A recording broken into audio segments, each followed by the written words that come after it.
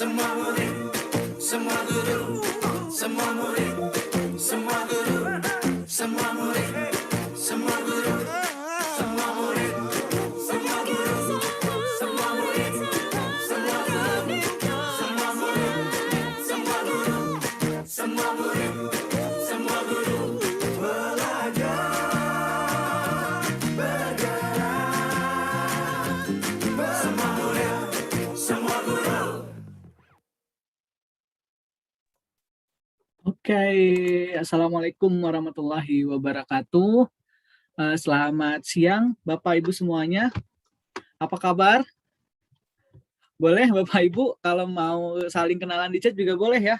Eh, Sebelumnya perkenalkan, nama saya Faji Alfalah dari tim sekolahmu. Jadi hari ini Bapak Ibu saya akan memandu jalannya webinar ini. Nanti insya Allah akan sampai jam 3 sore nantinya. Dan semoga Bapak Ibu semua dalam keadaan sehat selalu ya. Karena kalau misalnya sekarang ditanya apa kabar, sehat atau enggak, kalau dulu mungkin basa-basi ya. Kalau sekarang beneran harapan kita semuanya Bapak Ibu dalam keadaan sehat semuanya. Nah, Bapak Ibu semuanya, saya izin share screen dulu. Wah, sebelum saya izin share screen, kabar bahagianya adalah hari ini peserta kita lebih dari 1.000 Bapak Ibu semuanya. Jadi tidak hanya ada di Zoom, tapi juga ada di YouTube-nya Siberkreasi. Jadi Bapak Ibu semuanya selamat belajar untuk hari ini. Sebentar, saya share screen. Oke. Nah, Bapak Ibu semuanya, mungkin Bapak Ibu juga udah tahu judul kegiatan kita hari ini, apakah itu di Instagram atau di grup WhatsApp. Jadi hari ini kita akan sama-sama belajar tentang cara guru memanusiakan hubungan dalam kelas digital. Namun sebelumnya Bapak Ibu, kelas ini terlaksana berkat kerjasama antara Kominfo, Siberkreasi, Sekolah Abad 21, Sekolahmu, dan juga Sekolah Mereka Belajar. Nah, Bapak Ibu semuanya, saya mau cerita sedikit. Kalau dulu mungkin ya kita mendapatkan informasi harus nunggu sekali sehari mungkin lewat surat kabar, atau kalau di televisi pun biasanya jam-jam tertentu yang ada berita-beritanya. Nah, namun hari ini kita gampang banget untuk mendapatkan informasi dari bangun tidur sampai tidur lagi, itu informasi langsung masuk ke tangan kita, ke handphone kita gitu. Dan cepat banget gitu, kita mendapatkan kabar dari siapapun dan dari manapun gitu. Itu kabar baiknya. Cuman tantangannya adalah kita harus tetap etis dalam bermedia sosial gitu. Jangan gampang termakan hoax, dan juga tentunya jangan gampang menyebarkan hoax gitu ya Bapak Ibu semuanya. Nah, oleh karena itu ini adalah salah satu rangkaian kegiatannya yang diadakan oleh Kominfo, Siberkreasi, dan Sekolahmu untuk bagaimana menjadikan kita, apakah itu orang tua, siswa kita, atau teman-teman semuanya, untuk etis dalam bermedia sosial gitu Bapak Ibu semuanya. Nah, sebelum kita mulai, kita akan masuk ke rangkaian kegiatan yang pertama. Ada sambutan dulu dari Kominfo. Kita dengarkan Bapak Ibu di kata sambutannya melalui video berikut ini. Oke.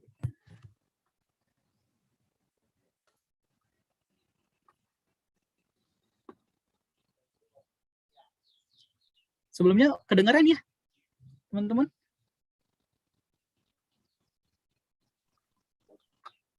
Belum masuk Mas suaranya. Oke. Oke. Sebentar, saya ke skip ini untuk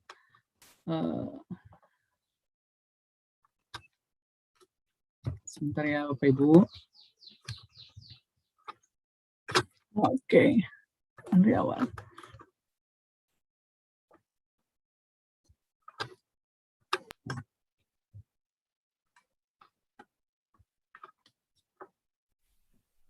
Oke, udah ya, Bapak Ibu semuanya?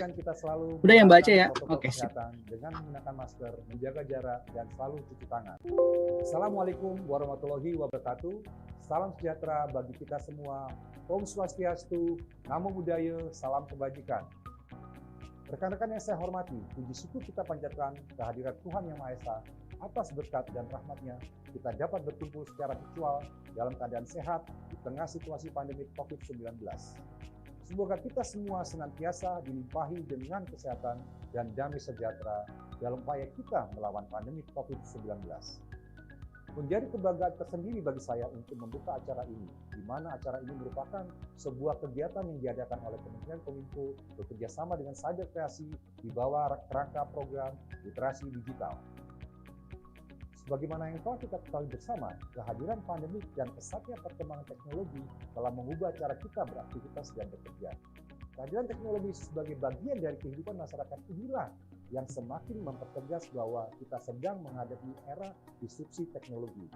Untuk menghadapi hal tersebut, kita semua harus mempercepat kerjasama kita dalam mewujudkan agenda transformasi digital Indonesia.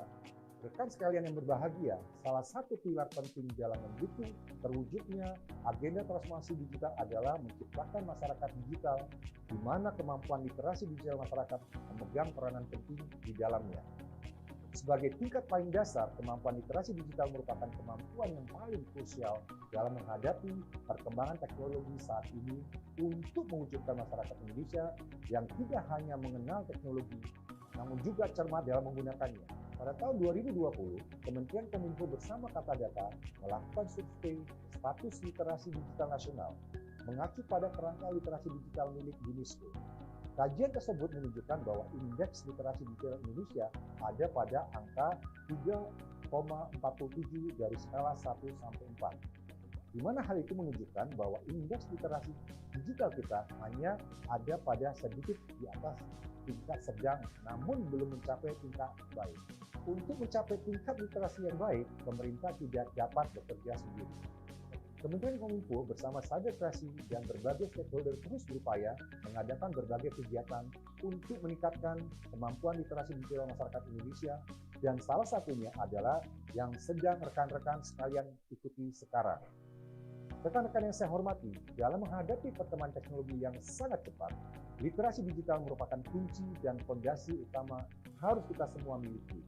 Pemerintah dalam hal ini, Kementerian Kominfo, bersama dengan Cyber Kreasi berkomitmen akan terus melakukan upaya meningkatkan literasi digital masyarakat lewat berbagai macam inisiatif kegiatan.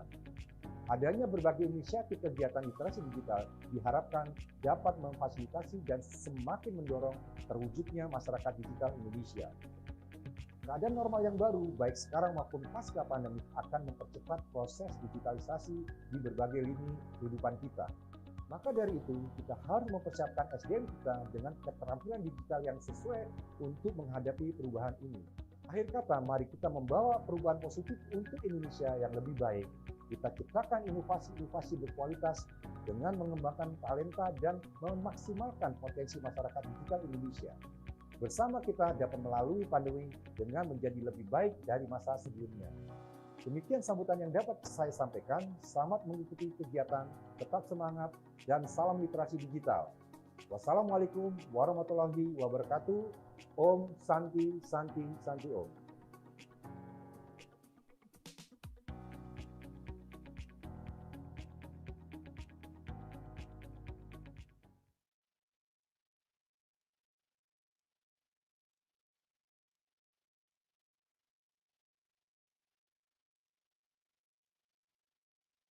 Masih di mute, Mas Fajri. Oh iya, maaf. Bapak Ibu, mohon maaf, itu sambutan dari Bapak Semi dari Kominfo. Tadi ditekankan ya bahwa kita tidak hanya harus tahu bagaimana menggunakannya saja teknologi tersebut, tapi kita juga harus tahu bagaimana menggunakannya dengan cermat dan etis gitu. Nah, kemudian selanjutnya akan ada sambutan lain dari tim sekolahmu, dari Ibu Wita. Kepada Ibu Wita dipersilahkan. Baik, terima kasih banyak Mas Fajri, Bapak dan Ibu semuanya. Assalamualaikum warahmatullahi wabarakatuh. Selamat siang, semoga sehat selalu ya Pak Bu ya. Senang sekali melihat antusiasmenya Bapak dan Ibu. Tadi seperti disampaikan oleh Pak Mas Fajri ya, bahwa yang mendaftar sampai lebih dari 1.000 orang. Nah, mudah-mudahan akan terus bertambah nih sepanjang sesi kita hari ini gitu ya, dan insya Allah ruangan Zoom-nya cukup ya, udah siapkan ruangan Zoom yang cukup, dan ada beberapa saudara-saudara kita yang juga bergabung di YouTube gitu ya. Kalau saya mungkin tidak akan terlalu panjang menyampaikan, karena saya yakin sudah sangat semangat untuk belajar, Saya mungkin hanya menyampaikan perkenalan saja gitu ya. Kami dari Sekolah Dotmu. Sekolah Dotmu adalah platform blended learning pertama di Indonesia, Bapak dan Ibu, dan misinya adalah mengembangkan kompetensi masa depan melalui pemerataan pendidikan berkualitas yang terpersonalisasi, terintegrasi digital, dan merdeka berkolaborasi. Nah, di Sekolah Dotmu kita percaya dengan kekuatan merdeka berkolaborasi, Bapak dan Ibu, dan oleh karena itu hari ini kita sedang berkolaborasi dengan Kominfo dan Siberkreasi khusus untuk mengembangkan seluruh warga satuan pendidikan. Dalam hal ini kita percaya warga satuan pendidikan itu perlu bergerak bersama gitu ya. Jadi kalau hari ini Bapak dan Ibu bisa lihat kegiatannya itu melibatkan guru, orang tua, dan murid secara langsung gitu, sehingga tidak hanya menyasar kepada Bapak dan Ibu guru, tetapi kami juga mengajak langsung kepada murid dan orang tua gitu. Nah, untuk informasi lebih lanjut mengenai kemitraan sekolah gitu ya, bagaimana kemudian sekolah-sekolah itu justru merdeka berkolaborasi dengan Sekolah Dotmu. Kita punya jaringan Sekolah Madrasah Abad 21 gitu ya. Di jaringan ini kita memang melakukan banyak sekali berbagi praktik baik gitu Bapak dan Ibu. Nah, termasuk praktik baik dalam hal literasi digital. Nah, jadi saya ingin mengajak Bapak dan Ibu untuk follow akun Instagram kita @sekolahAbad.21 gitu ya. Sekali lagi silahkan follow Instagram kita @sekolahAbad.21. Di sana akan ada banyak sekali informasi lanjutan mengenai kegiatan-kegiatan khusus untuk warga satuan pendidikan.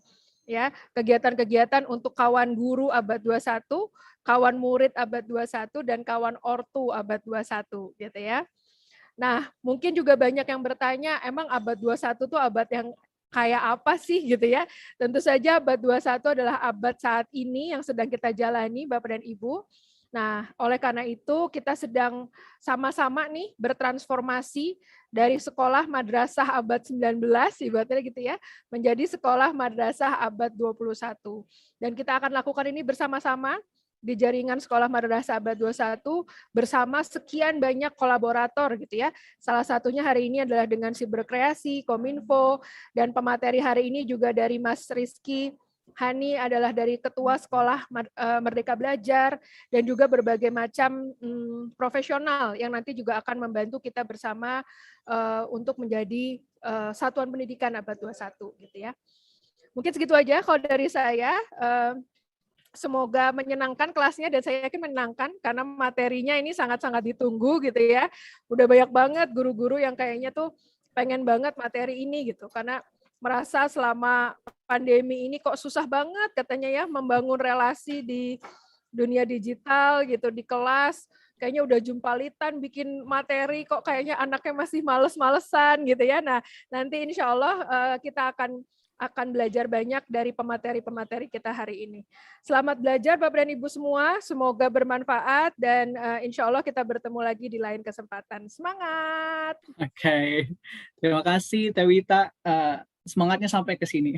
Dan mudah-mudahan Bapak Ibu juga semangat menyimak kegiatan ini sampai akhir ya, karena di akhir kita akan ada rangkaian informasi yang menarik juga, nanti ada kejutan juga mungkin nanti di akhir, dan juga presensi tentunya. Bapak Ibu silahkan stay sampai akhir nantinya. Insya Allah akan terus bermanfaat sampai akhir nanti. Nah, Bapak Ibu semuanya, sebelum saya serahkan nih ke para pemateri kita, nah ini yang disampaikan sama Teh Wita tadi, jelasin dikit tentang Sekolahmu, sebuah platform teknologi pendidikan dengan sistem blended learning pertama di Indonesia. Jadi kita nggak hanya mindahin apa yang ada offline ke online, tapi kita melakukan mengembangkan kompetensi masa depan melalui pemerataan pendidikan dengan yang terpersonalisasi gitu, dan terintegrasi digital, dan juga berkolaborasi dengan seluruh pemangku kepentingan. Jadi kolaborasi adalah salah satu kunci atau kata penting di Sekolah Dotmu. Kemudian mungkin ada yang lain juga, kalau Sekolah Abad 21 itu atau jaringan sekolah atau madrasah Abad 21 itu apa gitu.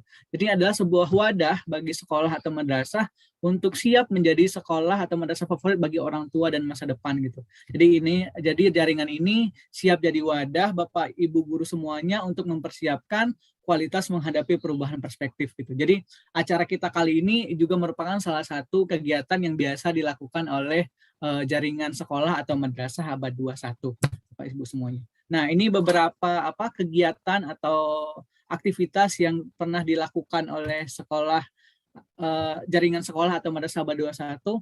Ada webinar, biasanya ada rangkaian seri guru belajar blended learning, ada kolaborasi sekolah atau madrasah dan korporasi, dan tentunya tadi ada juga komunitas dan festival murid merdeka gitu. Jadi sekolah Aba 21 ini nggak hanya untuk siswanya aja, tapi juga untuk gurunya, kawan guru, dan juga kawan orang tua yang Aba 21. Jadi nanti silahkan follow Instagram kita, dan kalau untuk mau lebih informasi yang personal, terpersonalisasi, dan lebih lengkap dan lebih update, silakan Bapak Ibu semuanya join di grup Telegram kita, Jejaring Kawan Guru Abad 21 gitu. Nanti teman-teman panitia juga boleh minta tolong untuk share link ini di kolom chat. Jadi Bapak Ibu silakan gabung di grup ini. Setiap informasi, setiap ilmu ataupun diskusi akan kita adakan di grup Telegram ini, Bapak Ibu semuanya. Oke, cukup kalau dari saya, kelamaan nanti harusnya yang penting nanti jadi berkurang waktunya. Nah, hari ini kita akan ada 2 pemateri, ada Mas Rizky dan Mbak Dian juga, Bapak Ibu semuanya. Nah, kalau yang pemateri kita pertama ini adalah Mas Rizky Rahmat Hani. Beliau adalah seorang pengajar dan juga ketua dari sekolah murid merdeka gitu. Jadi Bapak Ibu kalau googling itu nama Rizky Rahmat Hani bisa menemukan beberapa karyanya, dan beliau juga eksis di YouTube, salah satu konten kreator untuk guru kita semua. Kemudian halo Mas Rizky, halo dulu. Kemudian ada Mbak Dian.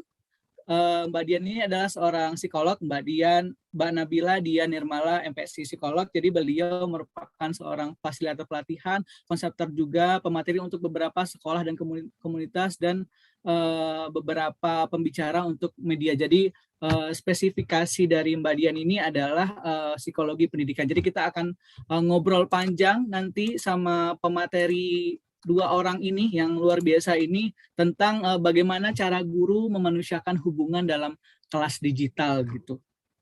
Karena pasti banyak keluhan di awal, kalau online itu kayak nggak berasa, energinya nggak dapet gitu, nggak berasa offline gitu, dan lain-lain gitu. Jadi kalau Bapak Ibu kalau yang mau bertanya nanti silahkan di chat dulu di kolom chat, nanti di akhir, di 10 menit akhir akan kita bacakan, insya Allah akan kita jawab satu persatu. Oke, untuk yang pertama mungkin dari Mas Rizky dulu ya. Silahkan kepada Mas Rizky, dipersilahkan. Oke, terima kasih Mas Fajri. Oke, Bapak Ibu semuanya, saya ingin ngecek terlebih dahulu apakah suara saya jelas. Kalau jelas silahkan ketik angka 5 di kolom chat. Silakan Bapak Ibu, apakah suara saya jelas? Oke, 5 ya. Siap. Wih, banyak banget yang semangat dan interaktif ya pada siang hari ini. Oke, teman-teman semuanya, terima kasih yang sudah ngirim respon. Selamat siang, Assalamualaikum warahmatullahi wabarakatuh. Perkenalkan, saya Rizky Rahmat Hani. Izinkan saya pada siang hari ini belajar bersama Bapak Ibu semuanya di sesi siang hari ini. Semoga Bapak Ibu belajar, saya pun akan belajar banyak dari Bapak Ibu semuanya melalui apa yang nanti Bapak Ibu sampaikan di kolom chat. Oke, baik. Oke, pertanyaan kedua, tadi pertanyaan pertama kan tentang itu. Nah, pertanyaan kedua adalah untuk mengikuti sesi siang hari ini, Bapak Ibu menggunakan perangkat apa? Yang menggunakan laptop, ketik angka 3, yang menggunakan handphone, ketik angka 1. Saya ingin tahu terlebih dahulu. Aduh, banyak yang 1, ada juga yang 3 juga banyak. 3, 1. 1. Banyak yang pakai handphone ya pada siang hari ini. Oke, handphone, laptop. Oke, baik. Terima kasih Bapak Ibu. Jadi siap. Aku izin share screen terlebih dahulu, teman-teman semuanya. Ingin menyampaikan beberapa hal tentang pembelajaran yang memanusiakan hubungan. Sesi kita hari ini nanti akan lebih interaktif, teman-teman. Harapannya nanti teman-teman bisa, walaupun pakai handphone ataupun pakai laptop, nanti teman-teman bisa coba salah satu aplikasi yang saya gunakan nanti. Baik teman-teman semuanya, benar tadi yang dijelaskan oleh yang disampaikan oleh Mas Fajri, saya saat ini dipercaya teman-teman sebagai Ketua Sekolah Merdeka Belajar, yang mana saat ini menemani ribuan sekolah dari berbagai daerah di Indonesia untuk tujuannya sama, barengan dengan teman-teman sekolah ABA 21 untuk mengajak sekolah-sekolah menjadi sekolah Merdeka Belajar dan menuju sekolah ABA 21 teman-teman semuanya. Saya juga pembuat konten pembelajaran, insya Allah setiap minggu selalu ada konten baru di Instagram saya. Kalau YouTube-nya ya Mas Fajri saya udah nggak ini, udah lama. Udah capek di Instagram. Teman-teman bisa follow Instagram saya di @rizkyrahmat. Baik, jadi tujuan si hari ini harapannya nanti di awal teman-teman semuanya kita mengetahui sebenarnya tantangan membangun interaksi di pembelajaran digital itu seperti apa. Kemudian nanti kita akan belajar bareng-bareng tips dan triknya bagaimana sih memanusiakan hubungan dalam pembelajaran digital, dan nanti terakhir bagaimana etika bermedia. Lebih ke situ ya teman-teman semuanya. Nah, saya ingin bersepakat dulu dengan teman-teman semuanya karena saya percaya kesepakatan ini ketika kita bareng-bareng kita sepakati sehingga kedepannya juga bisa lebih enak ya saat sesi ini. Nah, teman-teman semuanya, jika nanti saya membacakan sebuah pernyataan di sini dan teman-teman setuju, silakan nanti bisa ketikkan angka 5. Nanti ya, ketika saya membacakan satu pernyataan, kalau teman-teman tidak setuju, silakan ketik angka 0. Dan nanti kalau bisa disertai alasan dan pendapat yang lain. Seperti itu. Yang pertama, teman-teman semuanya, di sesi kita hari ini, teman-teman akan tidak menyalakan mikrofonnya untuk menjaga konsentrasi dan fokus kita bersama. Setuju atau tidak setuju? Jika setuju ketik angka 5, jika tidak setuju ketik angka 0. Oke, 5, oke. Yes, terima kasih teman-teman semuanya. Oke, ini kebanyakan setuju. Baik. Wih. Oke, terima kasih teman-teman semuanya yang sudah bersepakat. Jadi kita sepakati ya teman-teman ya. Kita sepakati bareng-bareng bahwa teman-teman akan mute mikrofonnya bagi yang belum diberikan kesempatan berbicara. Kemudian kesepakatan yang kedua, silakan teman-teman, apakah kita sepakat atau tidak, menyimak pemaparan narasumber dengan semangat dan aktif. Kalau setuju angka 5, kalau tidak setuju angka 0. 5 semuanya. Asik. Terima kasih teman-teman semuanya yang sudah menuliskan. Berikutnya, teman-teman semuanya, kesepakatan ketiga. Terima kasih yang sudah memberikan respon. Setuju, jika setuju ketik angka 5. Jika tidak setuju, ketik angka 0. Setuju atau tidak setuju, jika ingin menyampaikan pendapat, ya teman-teman semuanya, silahkan tuliskan nama dulu di kolom chat yang langsung ya, kemudian atau bisa raise hand. Setuju nggak kalau yang ini? Yang setuju ketik angka 5, yang tidak setuju 0. Asik. Oke, terima kasih teman-teman yang sudah menuliskan pendapatnya. Semuanya 3 kesepakatan ini semuanya dari saya, ya. Nah, ini ada satu yang saya kosongi, teman-teman. Saya ingin teman-teman mungkin bersepakat. Ada nggak usulan dari teman-teman semuanya? Sesi kita hari ini nanti kayak apa? Kepinginannya kayak apa? Inginnya kayak apa? Silahkan usulannya teman-teman tuliskan di kolom chat, nanti saya baca. Yang paling banyak nanti kita tulis bersama ya. Kira-kira teman-teman butuhnya sesi yang seperti apa? Silahkan tulis di kolom chat. Oke, yang interaktif, yang sharing pengalaman, yang dinamis. Atau ada yang teknis juga nggak apa-apa. Harus off cam semuanya, harus on cam semuanya, boleh. Ya, silakan interaktif. Oke, tanya siap. Nanti ada sesi tanya jawabnya ya. Memberikan contoh konkret. Oke, siap. Berarti contohnya nggak begitu jauh ya dari dunia kita. Oke, harus ada diskusinya. Mohon di-share rekodnya ada di YouTube, Bu. Tenang, Bu Sri. Oke, siap tanya jawab. Ada lagi teman-teman? Saya tadi dinamis, kemudian interaktif, ada sesi tanya jawabnya, yes, ada umpan balik atau timbal balik, ada share materi. Mungkin nanti teman-teman panitia, kalau dari saya tadi udah ngasihkan, nanti mungkin ada ini ya, akses di Telegram paling nanti ya, Mas Fajri dan teman-teman untuk bisa share materinya. Makanya teman-teman, ayo gabung grup Telegramnya sekarang juga. Banyak memberikan contoh aplikasi web. Oke, siap, dinamis. Ada Doorpress. Oh, ada kayaknya ini. Siap.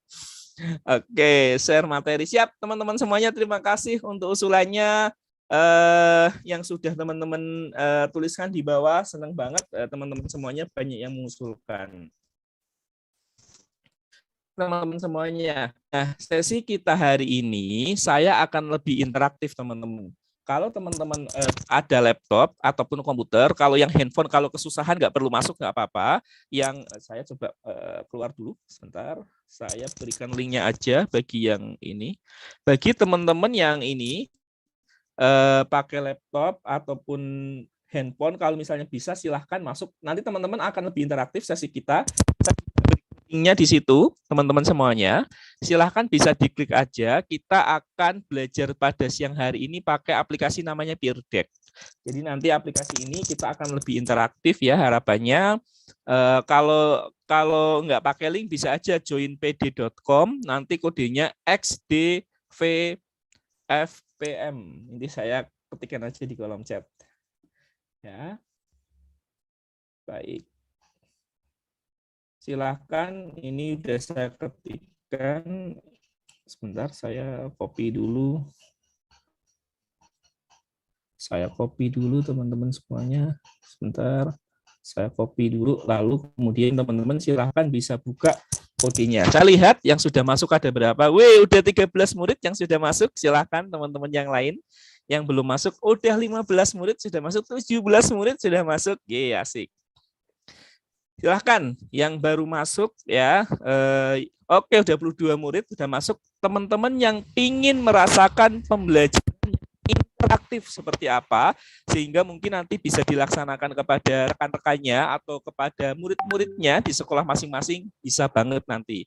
Ya, jadi hari ini berpengalaman dulu jadi murid. Nanti setelah sesi ini teman-teman bisa belajar Peer Deck dan nanti bisa dilakukan ke murid-muridnya masing-masing gitu.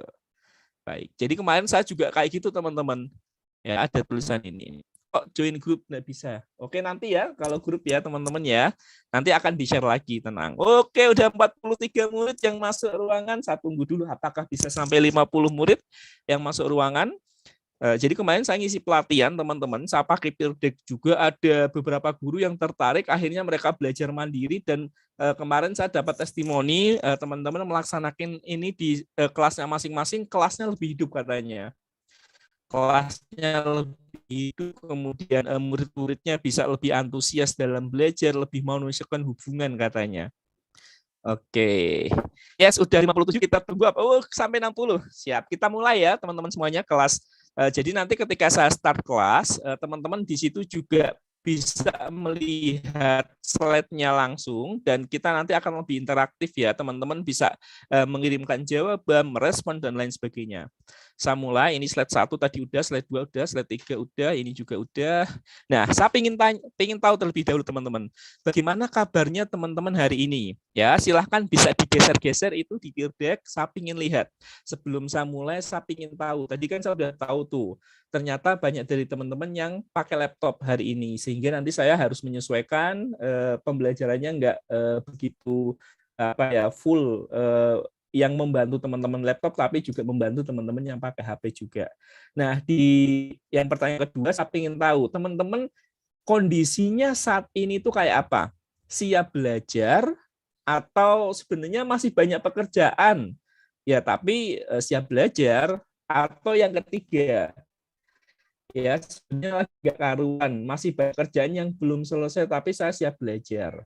Oke, silahkan dipilih, nanti saya bisa lihat di sini. Wow, ini nih, hasilnya kelihatan. Kebanyakan yang sini ya, sama tengah, di sini beberapa aja, berarti teman-teman siap belajar, beberapa masih ada pekerjaan. Oke, di sini terlihat ya, jadi hal kayak gini juga bisa dilakukan ya teman-teman semuanya ketika ngajar sama murid-muridnya, mungkin bisa pakai gambar yang menarik, gambarnya siapa, mana grup yang menjadi kesukaan kalian. Nah, alih-alih kita langsung mengajar, bikin mereka masuk dulu ke pembelajaran, bisa banget kayak gitu teman-teman. Ya, Ini foto-fotonya bisa diganti, icon-iconnya bisa diganti, ini interaksinya bisa kayak gini, ini bisa kelihatan. Murid-muridku sebenarnya siap nggak sih hari ini untuk belajar kayak gitu? Oke, kalau aku lihat dari responnya teman-teman, terima kasih sekali teman-teman yang sudah merespon. Kalau aku melihat ternyata banyak banget yang siap belajar ya, tapi beberapa ada yang masih ada pekerjaan. Jadi teman-teman yang masih ada pekerjaan dan ikut sesi ini, terima kasih sekali yang sudah meluangkan waktunya. Keren banget teman-teman guru-guru pembelajar. Bagi teman-teman yang masih ada masalah yang nggak karuan, beberapa yang milih di sini juga semangat, semoga masalahnya cepat selesai, semoga pekerjaannya cepat selesai, tapi harus dikerjakan setelah ini ya, setelah ikut sesi ini, semoga dapat inspirasi. Kita mulai pembelajaran pada siang hari ini. Baik, jadi ini adalah jawaban teman-teman semuanya. Oke, saya akan coba ke slide berikutnya. Nah, saya akan cerita teman-teman. Nanti teman-teman bisa ngasih respon di situ, tapi saya cerita dulu ya. Jadi saya punya seorang teman, dia seorang pengusaha muda yang sedang menggebu-gebu ingin bikin sebuah usaha. Ini adalah usaha pertamanya, teman-teman semuanya. Dia pernah cerita sama saya langsung ya saat dia gagal-gagalnya. Jadi pengusaha muda ini kan melihat yang lagi marak, yang lagi tren, itu tuh usaha coffee shop teman-teman semuanya. Benar nggak teman-teman di daerahnya masing-masing kayak gitu ya? Yang lagi tren, yang lagi kemarin sempat aku lihat juga di salah satu postingan cari coffee shop itu banyak banget titik-titiknya di Google Map. Nah kemudian temanku juga sama ingin buka coffee shop dengan konsep kekinian ya, kece dari tempatnya, kemudian menu-menunya ya, dan beberapa tempatnya itu kalau bisa Instagramable sehingga bisa untuk foto dan lain sebagainya teman-teman semuanya. Benar nggak banyak kayak gitu?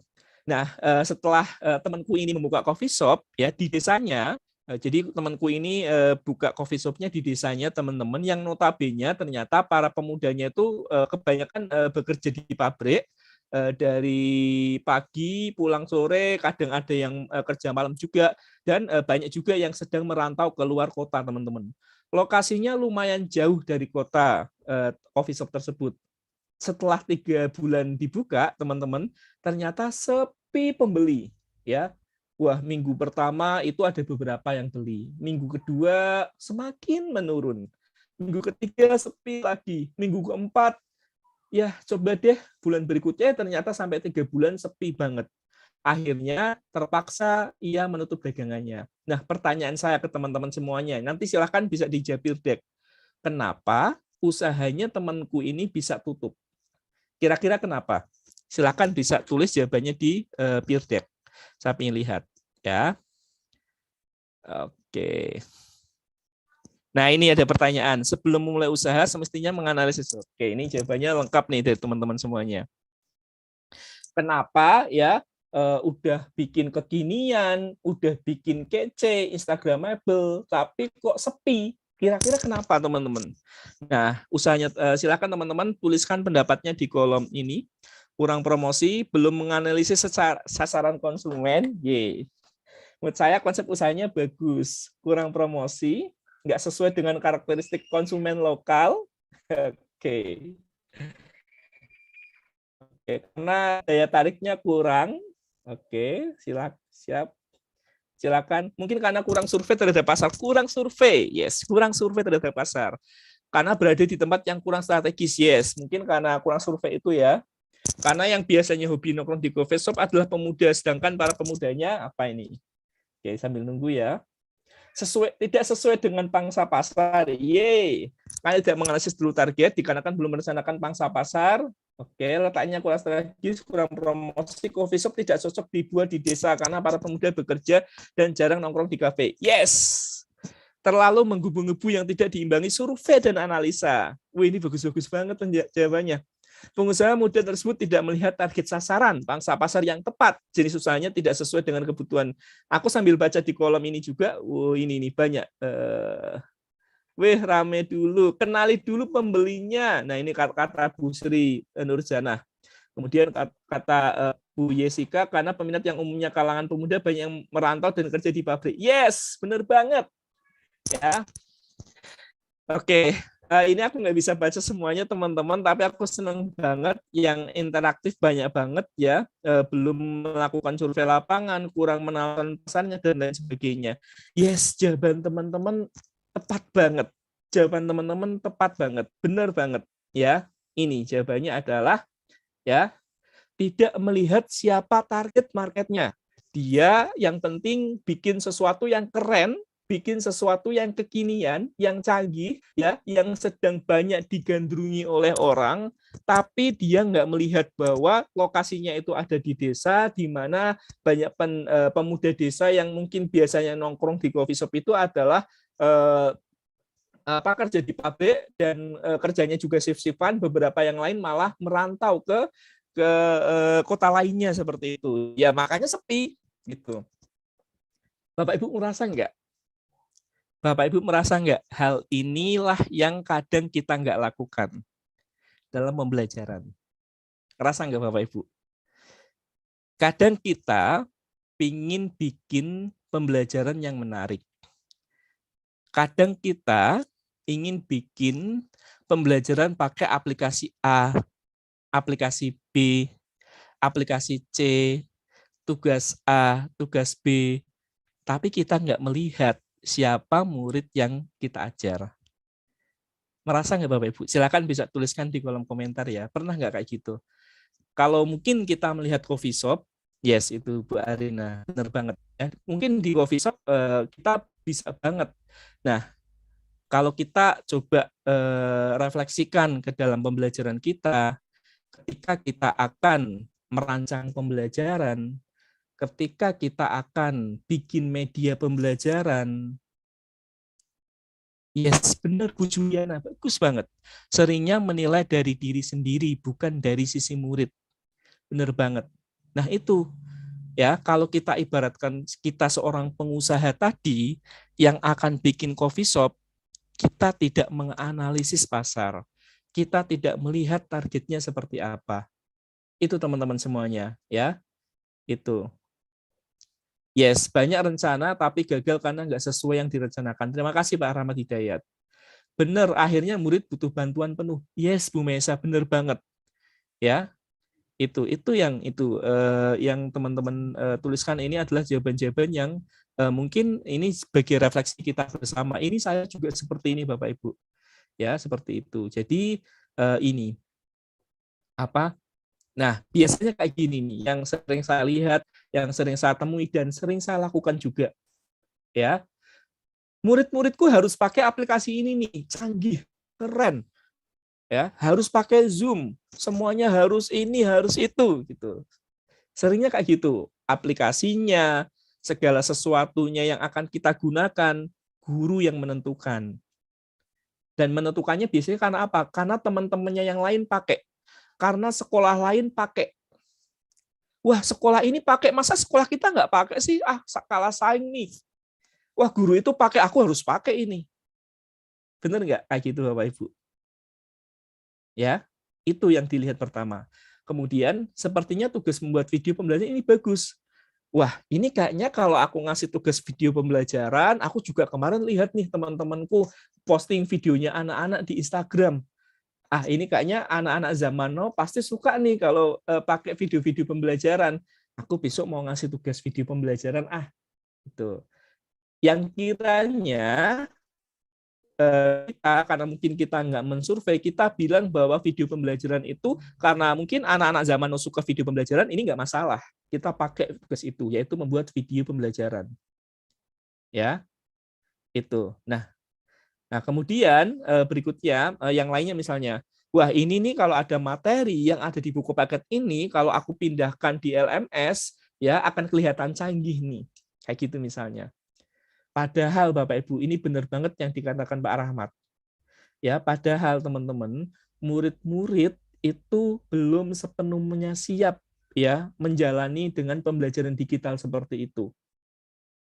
Bagi kita canggih, bagi kita keren, bagi kita itu adalah sesuatu yang mungkin bagus gitu ya. Tapi murid-murid itu masih perlu beradaptasi. Dan kita selalu paksakan, ya kenapa sih kamu nggak bisa masuk ini? Kenapa sih nggak bisa masuk itu? Kenapa ini? Kenapa itu? Gitu. Padahal murid juga terseok-seok, teman-teman. Padahal murid merasa susah akan itu, ya. Itu. Nah, itu satu. Kemudian beberapa murid juga kesusahan sinyal dan minim kuota. Kemudian kita pakai pembelajaran yang high bandwidth, yang bandwidth-nya besar. Harus ini, harus itu, harus misalnya nih, karena kita nggak tahu, harus kamera dinyalain, harus harus pakai apa gitu, ya.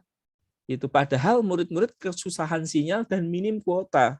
Beberapa berita yang pernah saya lihat bahwa bahkan ada orang tua yang sampai bela-belain ngapain ya, sampai anaknya harus dapat sinyal dan lain sebagainya. Coba seandainya gurunya lebih memanusiakan hubungan, gurunya lebih memahami muridnya, mungkin hal itu tidak terjadi ya teman-teman semuanya.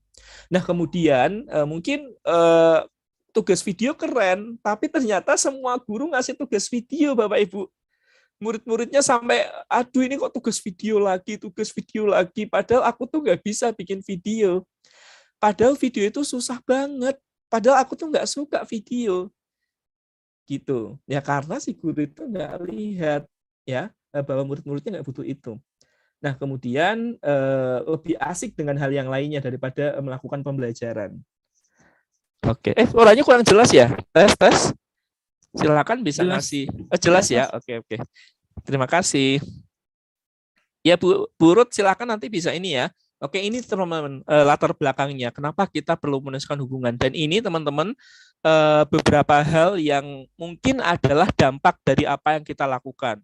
Ternyata murid-murid lebih memilih melakukan hal yang lain yang membuat dirinya lebih senang. Memilih mematikan kamera dan tidur. Ya, kemudian lebih asik main handphone dan lain sebagainya. Ya karena penyebab-penyebab tadi teman-teman semuanya. Stres karena tugas banyak. Kemudian ya udah nggak mau dikerjain aja. Gitu. Ketika sesi bertemu sama kita, biasanya murid-murid susah dan lain sebagainya gitu. Nah, ada nggak hal lain yang Bapak Ibu pernah temui di kelas? Kalau ada silahkan akibat dari hal yang kita lakukan itu. Ada nggak? Silahkan bisa tulis di kolom ini ya, boleh di kolom komentar, bisa juga di peer deck-nya. Kenapa teman-teman semuanya? Kenapa itu bisa terjadi? Bukan kenapa itu bisa terjadi, ada hal lain apa? Akibatnya apa? Ya. Oke, ini sambil ini prosesnya. Jadi pertanyaan adalah, ada lagi nggak yang Bapak Ibu temukan di kelas ketika guru-gurunya tidak memanusiakan hubungan? Ada lagi nggak kira-kira apa teman-teman semuanya? Tuliskan di kolom chat boleh. Yes, cuek dan berpikir bersekolah karena pandemi. Yes, benar. Ini kebanyakan ya orang tua apalagi. Lebih memilih main game, benar banget. Ya, lebih memilih main game, benar banget. Kemudian tidak mau memberikan respon, benar. Ya, memilih diam. Murid mengumpulkan tugas hasil joki. Yes, yang penting manut gurunya. Anak terlihat kurang bersemangat, benar. Peserta didik tidak paham materi, benar. Nilai siswa besar karena orang tua, yes. Lebih asik main game, benar banget. Mengerjakan tugas asal selesai, yes. Pembelajaran terkesan jenuh, benar banget. Minat sekolah jadi berkurang dan lain sebagainya. Yes, ini adalah dampak-dampak teman-teman semuanya yang kira-kira didapatkan dari mungkin itu yang kita lakukan. Nah, ini beberapa teman-teman yang kami lihat kenapa hal itu bisa terjadi. Yang pertama teman-teman, kita menganggap bahwa pembelajaran yang digital itu seperti pembelajaran sebagaimana biasa, ya. Guru datang kemudian nyampein materi, nggak bisa teman-teman, kondisinya murid-murid berbeda. Jadi kita nggak bisa menganggap pembelajaran digital itu seperti biasa. Pembelajaran digital itu pembelajaran yang bisa langsung diikuti murid, nggak bisa teman-teman. Setiap murid punya sarana dan prasarana berbeda. Setiap murid punya lingkungan yang berbeda juga. Ya, jadi tidak bisa disamakan ketika melaksanakan pembelajaran langsung. Setiap murid itu beda-beda. Kemudian ini pembelajaran jarak jauh selalu pembelajaran daring. Jadi mungkin yang kita mungkin misalnya nih, kalau muridnya kesusahan sinyal dan lain sebagainya, kalau kita paksakan semuanya daring kan nggak bisa. Nah, kita harus mencari cara yang lain gitu. Kemudian pembelajaran digital adalah dikendalikan sepenuhnya oleh guru. Nah, kita tanpa melibatkan dari si murid. Pembelajaran digital adalah pembelajaran tanpa melibatkan orang tua. Kita jarang melibatkan orang tua. Pembelajaran digital adalah pembelajaran yang memberikan tugas saja kepada murid. Nah, ini perlu dilihat teman-teman, bahwa tidak ini aja. Ya, oke, next. Nah, kira-kira apa sih yang bisa dilakukan oleh para guru? Ya, kira-kira apa yang bisa dilakukan kita untuk mengubah itu? Jadi dari tadi kita ngomongin why-nya, ngomongin masalahnya. Nah, setelah ini kita akan ngomongin tentang solusinya, teman-teman semuanya. Nah, ini saya ada 2 solusi yang kira-kira mungkin teman-teman bisa lakukan, yaitu assessment diagnosis dan bikin kesepakatan kelas. 2 ini yang kira-kira teman-teman bisa lakukan. Ini usul dari saya, tapi teman-teman kalau ada ide yang lainnya nggak apa-apa, nggak masalah ya. Nah, assessment diagnosis itu aku ibaratkan gini, teman-teman. Coba bayangkan ada pasien yang datang ke dokter tanpa memeriksa, dokter langsung ngasih resep. Apa yang terjadi? Setiap pasien diberikan resep yang sama, ya. Yang terjadi adalah setiap pasien diberikan resep yang sama, padahal penyakitnya beda-beda, padahal masalahnya beda-beda. Ya, akhirnya apa yang terjadi? Malpraktek akhirnya. Gitu, nggak sembuh, tapi malah lebih sakit. Nah, asesmen diagnosis itu kayak gitu. Hal yang perlu kita lakukan sebagai guru untuk mengetahui kondisi awal murid kayak apa, teman-teman semuanya. Biasanya kalau aku ini asesmen diagnosis itu ada 2, teman-teman, yang kognitif dan non kognitif itu, dan teman-teman bisa pakai beragam cara kok untuk mendapatkan data yang berkaitan dengan kognitif ataupun yang non kognitif, teman-teman semuanya. Kalau yang kognitif aku biasanya pakai Google Formulir, aku tanya misalnya namanya siapa, hobinya apa, makanan favoritnya apa, minuman favoritnya apa, film favoritnya apa, ceritakan tentang kondisi keluargamu, ceritakan tentang pekerjaan orang tuamu, dan lain sebagainya. Sarana prasarana juga bisa, bagaimana sinyalnya, apakah bagus, kemudian berapa kuota yang kamu gunakan dalam sebulan. Nah, akan kelihatan kan, teman-teman itu kuotanya biasanya habis berapa. Kemudian kamu punya laptop enggak, punya handphone enggak, sinyalnya berapa. Kalau misalnya punya laptop dan handphone, ada pertanyaan lagi. Perangkat itu punya siapa, punya orang tua atau punya kamu sendiri dan lain-lain gitu. Nah, itu assessment diagnosis kayak gitu, teman-teman, yang mungkin bisa yang non kognitif ya, untuk bisa mengetahui kondisi anak kayak apa, kayak gitu, teman-teman semuanya. Nah, kalau yang kognitif yang saya lakukan biasanya adalah untuk mengetahui kompetensi awal siswa itu kayak apa, sehingga biasanya kan misalnya dalam saya ngajar bahasa Indonesia, biasanya dalam 1 semester itu ada sekitar 14 KD, saya bikin setiap KD itu ada 3 soal yang mewakili untuk pra-assessment-nya. Saya bikin 3 soal, kemudian saya berikan kepada siswa di awal, saya ingin tahu sebenarnya kompetensi apa sih yang sudah dikuasai murid, sebenarnya kompetensi apa yang kira-kira sudah dikuasai murid dan lain sebagainya. Nah, kalau kayak gitu gunanya untuk apa? Untuk kita mengeliminasi atau bisa menggabungkan antar KD nanti ketika bikin pembelajarannya. Itu, teman-teman, assessment diagnosis. Nah, bisa gunakan beragam cara, kayak tadi saya pakai Google Formulir, teman-teman bisa juga pakai studi kasus, teman-teman bikin rubrik, kemudian teman-teman bikin checklist kayak gitu untuk bisa mengamati siswa ketika studi kasus ya.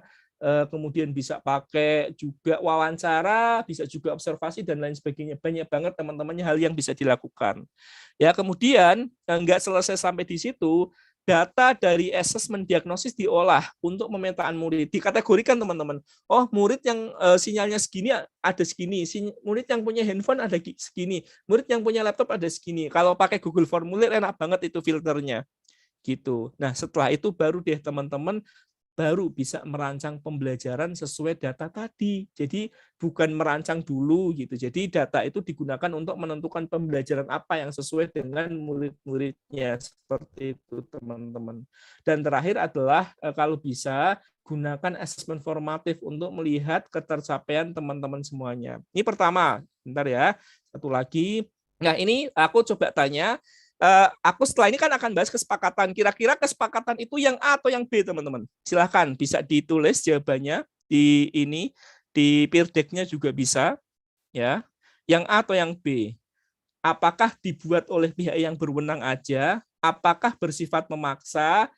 Bentuknya boleh acuan, boleh atau larangan? Boleh ini, nggak boleh ini.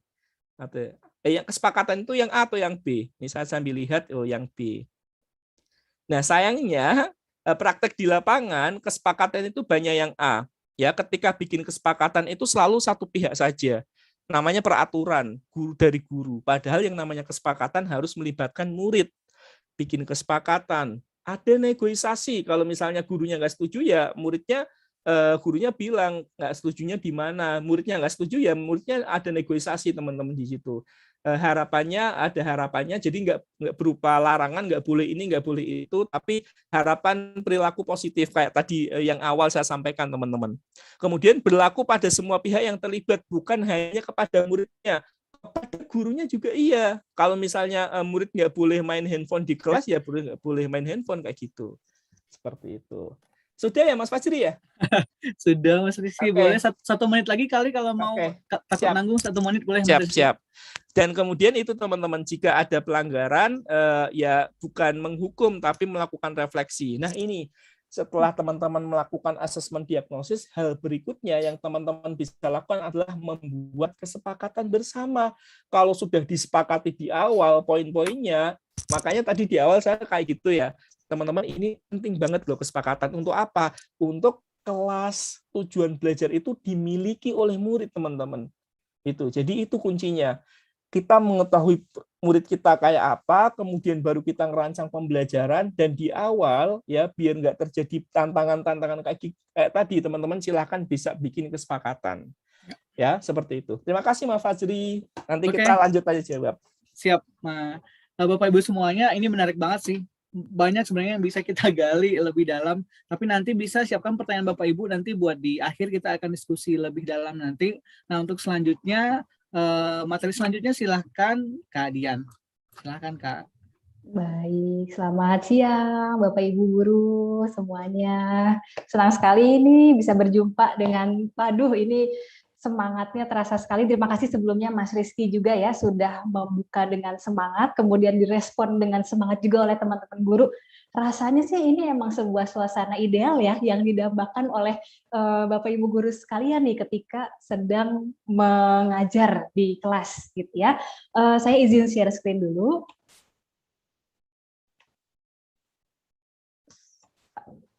Oke. Sudah tampak di layar ya, Bapak Ibu sekalian ya.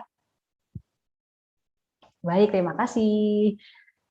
Kali ini masih meneruskan dengan topik yang sejalan tadi dari Mas Rizky juga, dan saya juga mengharapkan supaya semangatnya untuk interaktifnya terus juga dipertahankan gitu ya.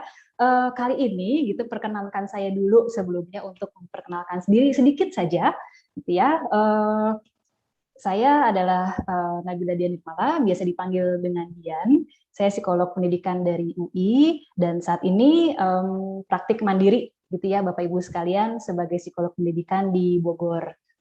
Nah, sebagai profesional ini juga saya sudah bekerja mendampingi sih ya, jadinya kita setara sekali dengan orang tua, guru, siswa, dan juga tentunya instansi masyarakat sejak tahun 2014. Nah, makanya nih senang banget hari ini juga bakal ketemu nih ngobrol-ngobrol soal apa sih soal memanusiakan hubungan. Wah, itu rasanya kayaknya deket, tapi kok abstrak banget ya, gitu ya, memanusiakan hubungan.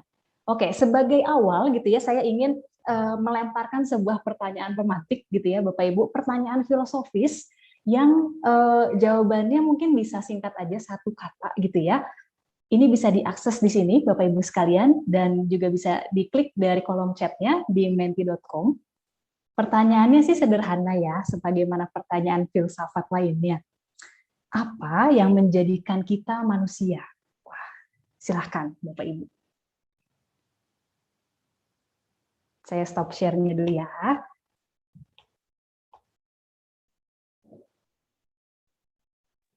Pertanyaannya singkat tapi mikir banget ya Kak ya. Singkat tapi mikir banget ya. Oke. Ini saya izin share bagikan layarnya juga.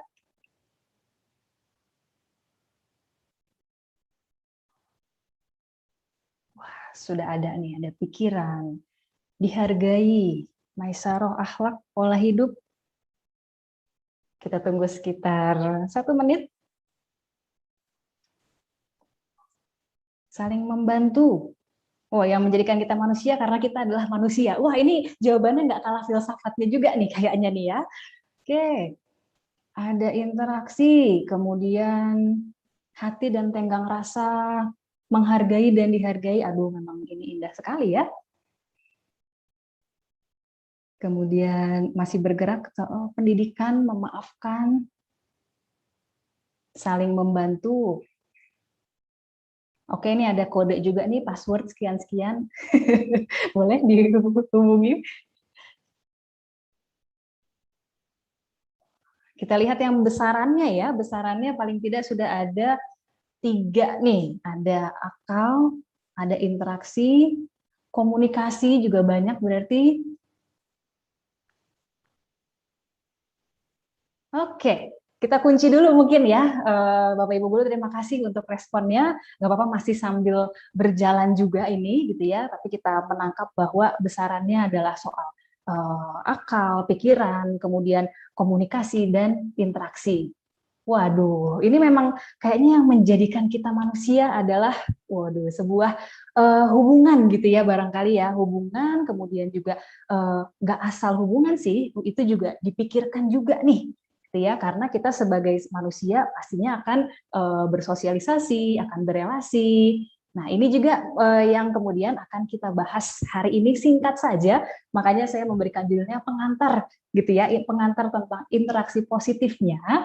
Nah, karena kalau mau mendalami rasanya wah bisa dibikin modul-modul tersendiri gitu ya, tapi di siang hari ini kita akan coba bahas kenapa sih perlu interaksi positif dan kemudian apa saja sih komponennya gitu ya. Lalu penerapan praktisnya di ruang digital itu seperti apa nih?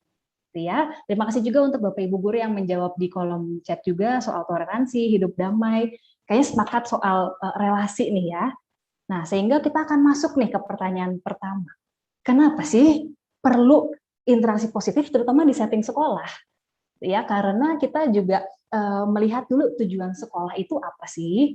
Tujuan sekolah yang sekarang sudah bergeser, ya nggak sih Bapak Ibu juga merasakan ya, apalagi tadi sempat disinggung juga oleh Teh Wita ya, bahwa ini sekarang udah abad 21 nih. Abad 21 itu abad yang seperti apa sih? Yang artinya bukan lagi soal patuh, terus disiplin dan ngerjain tanggung jawab, bukan itu saja. Jadi tetap perlu patuh, tetap perlu disiplin dan juga bertanggung jawab, tapi gitu ya ada tambahannya nih. Perlu meningkatkan inisiatif, akan fleksibel, kemudian bersedia mengambil risiko dan pada akhirnya berkolaborasi. Nah, ini rasanya konsep-konsep yang wah, Mbak, ini canggih banget tapi kayaknya susah deh gitu ya, karena misalnya untuk inisiatif, apa sih yang diperlukan seseorang untuk inisiatif?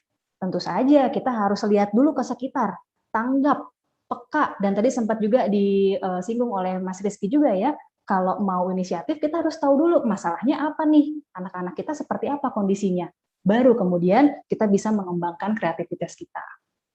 Juga untuk fleksibel gitu ya, artinya apakah kita akan, tapi saya yakin sih ya, untuk yang teman-teman guru di sini, mau nggak mau nih udah ditarik nih, di stretch banget fleksibilitasnya. Gimana caranya ngadepin anak via online, gimana ngadepin orang tuanya juga, yang biasanya enak nih, satu arah juga udah lebih jelas kok, bisa kok, gitu kan. Dan kemudian juga kesediaan mengambil resikonya nih, siap tidak sih gitu ya kita mencoba membuat gebrakan, membuat paling nggak inovasi kecil deh di kelas, apa ya yang bisa dilakukan. Nah, ini karena dari sekolah mengharapkan bahwa siswa-siswanya itu perlu 4 poin ini, nah kita mungkin pikirannya nanti dulu deh, siswa akan ke sana, tapi kali ini mari kita menyaingi diri kita sendiri sebagai guru. Gitu ya. Dan juga di sini ada teman-teman yang juga pegiat atau pemerhati pendidikan, yuk kita sama-sama deh, apakah sebelum kita menyiapkan anak-anak kita ke arah sana, kita sudah belum ya sampai di sini?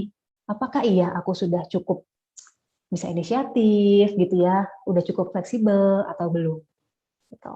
Harapannya ketika tujuan sekolah ini menjadi apa ya, visi bersama gitu ya di dalam kelas. Nah, ini dia nih, ini yang diharapkan gitu ya, karena saya mengutip juga dari Mata yang mengatakan bahwa suasana belajar itu dibangun dari interaksi guru dengan siswa. Ini sebenarnya teori ini menguatkan apa yang tadi dilakukan oleh Mas Rizky gitu ya di momen kita sebelum ini, karena memang sungguh-sungguh terbangun interaksinya, kita itu bisa berpendapat gitu kan, kita juga bahwa pendapat saya itu diterima ya, terlepas dari benar atau salahnya gitu kan. Nah, ini mungkin juga familiar juga di teman-teman guru, kita punya konsep yang namanya pedagogical authority dan juga pedagogical love. Artinya dalam menjalankan fungsi pedagogisnya kita, pastilah gitu ya, ada yang namanya kita harus menyayangi murid-murid kita, tapi juga kita harus punya otoritas dalam kelas. Saya mau menunjukkan ada 4 kuadran nih, Bapak Ibu sekalian, dan rasanya kuadran atas itu yang menjadi, aduh pengen banget sih Mbak, pengen ngebangun suasana kelas yang hangat, saling membangun satu sama lain, dan merasa aman. Nah, menciptakan kuadran yang di atas ini berarti perlu apa? Kita lihat yang di sini nih, gitu ya. Ini adalah pedagogikal tentang otoritasnya kita. Kita menjadi pribadi yang otoriter terus, atau kemudian kita juga bisa nih mencoba men-stretch diri kita untuk ya oke deh, fleksibel deh. Soalnya kan ya namanya juga remaja gitu ya, memahami juga karakteristiknya mereka, pendekatan seperti apa ya yang bisa masuk ke mereka gitu ya. Kita pengen tetap tegas tapi kita disukai, gimana ya caranya ya? Nah, pertanyaan ini gitu ya, kita akan menjawab ke sini juga. Kita kemudian melihat bahwa komponen interaksi positif gitu ya, kita ngebahas gimana sih Mbak etikanya kalau di ruang digital. Kita mengetahui bahwa etika itu didasari oleh respect dulu aja deh, gitu ya. Etis atau enggak, nanti dulu, kayaknya kalau tentang etis atau enggak itu rasanya banyak banget ya yang dipikirin.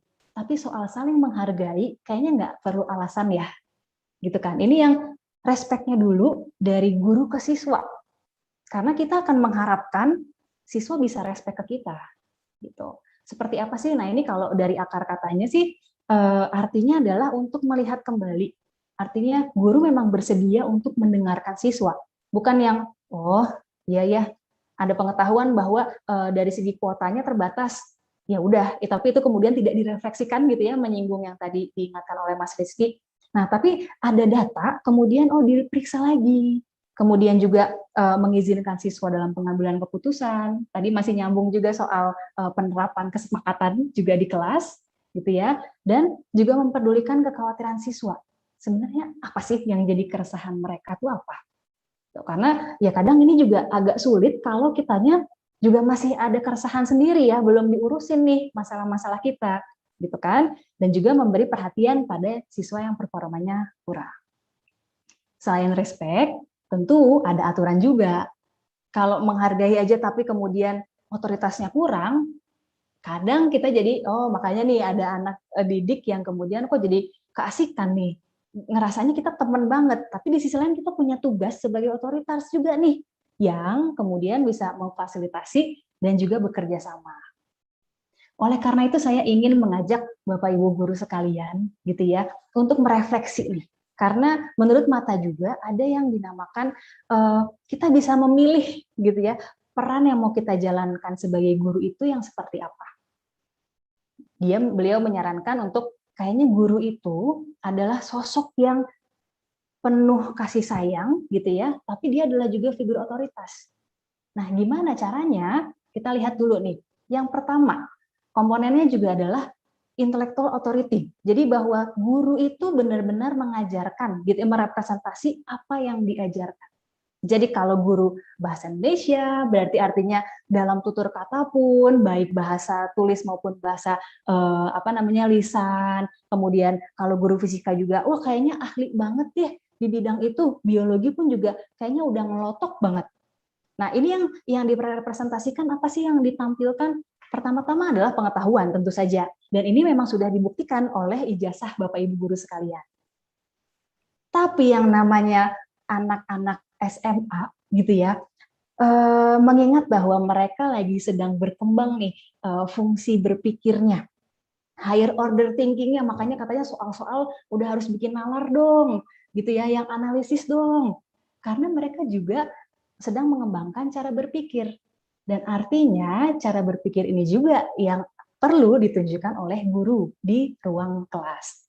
Apakah sekarang saya ini benar-benar kalau ada permasalahan, saya akan kulik banget nih.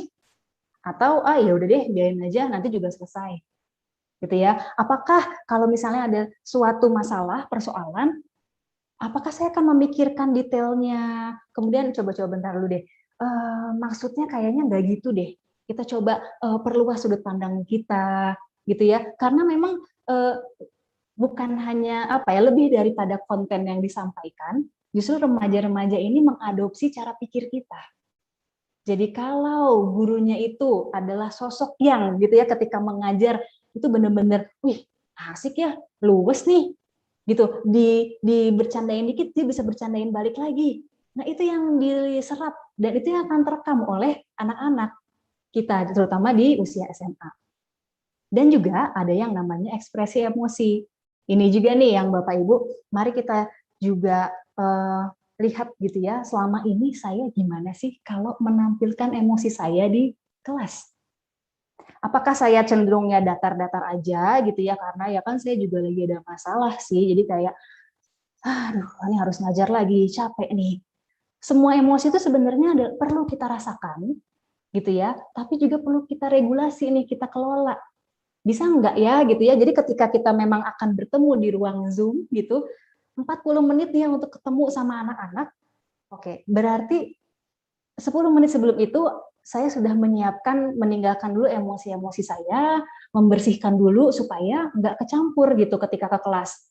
Karena kerasa ya Bapak Ibu ya, kalau misalnya kita lagi emosi sedikit, ada pikiran, anaknya bandel dikit, wah kita udah langsung rusak nih mood-nya juga gitu. Nah ini yang kemudian sudahkah kita merepresentasikan diri gitu ya sebagai pribadi yang benar-benar berkarakter gitu.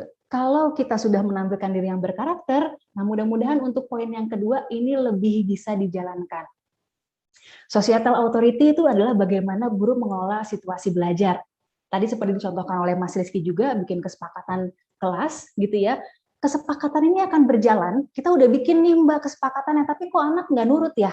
Gitu. Nah, jangan-jangan yang kurang bukan kesepakatannya, tapi soal figurnya kita nih. Sudah belum ya kita menghadirkan diri gitu ya sebagai orang yang bisa dilihat nih sama anak-anak. Gitu. Karena memang anak-anak lagi masanya mencari-cari nih mana sih guru yang bisa gue perhatiin, respect nih sama Bapak Ibu guru ini. Kalau ada, dia kemudian akan bisa berkolaborasi dengan Bapak Ibu sekalian. Gitu.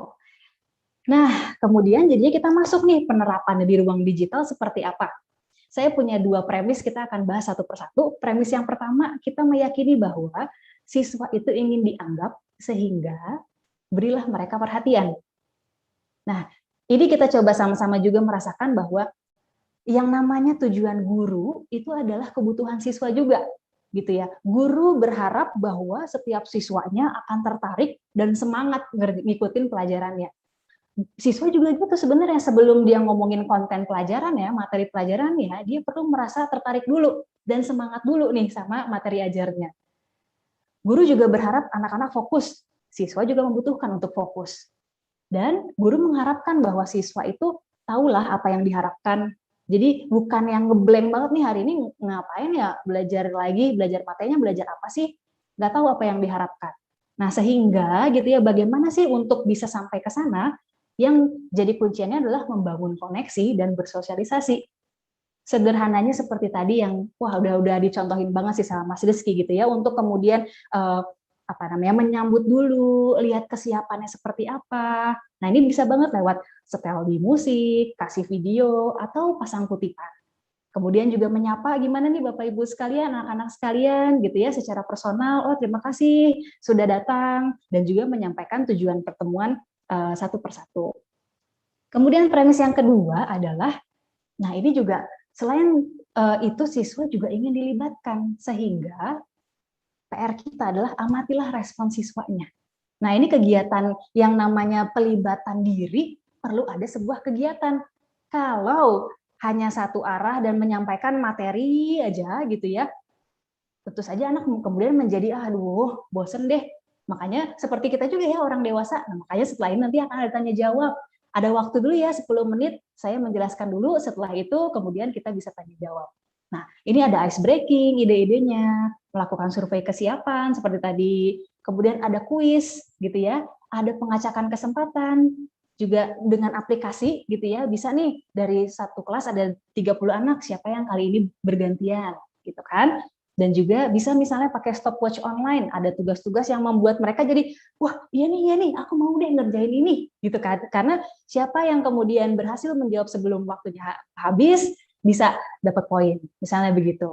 Dan juga jangan lupa untuk membuka kesempatan gitu ya untuk siswa, untuk ngasih umpan balik buat diri kita nih. Apakah kemudian kita bisa dipahami nggak? Tadi kan Bapak Ibu guru udah kasih nih ya ice breaking, ada kuis juga, sama ada materi. Mungkin tidak harus semuanya disajikan. Tapi kita bisa lihat, nih kayaknya anak-anak lebih bersemangat kalau main doang ya. Kalau bagian pemaparan materi aja, kayaknya kurang paham. Nah, respon dari siswa sebaiknya kita jadikan input lah buat diri kita sendiri nih.